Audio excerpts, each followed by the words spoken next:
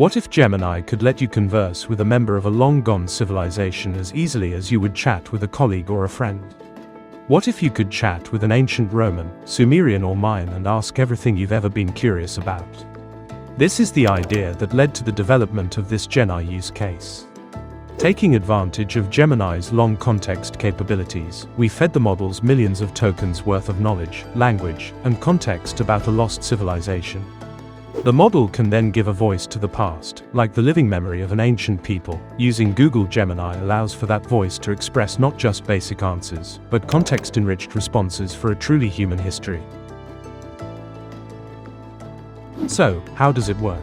Step 1. Ingest documents and create Gemini cache. Feed maps, lexicons, literature and more to the model and create Gemini context caching.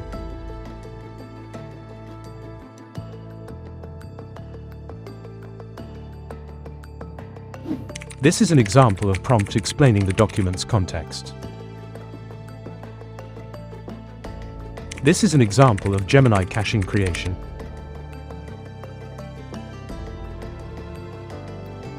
Step 2. Craft your request and converse with Gemini.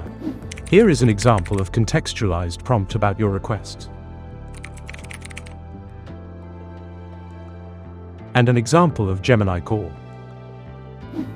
And finally, this is an example of response from Gemini.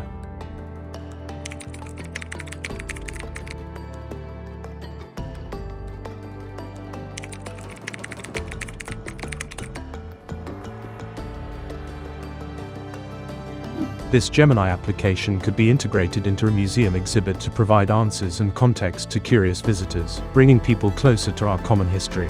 It could also be used in an educational context for a more engaging way to learn about the distant past. And for archaeological, historical or linguistic research, this use case could represent an invaluable resource for translating and reference finding. With Gemini, we can forge a true connection with the ones who came before us. And by truly understanding our past, we can look to the future.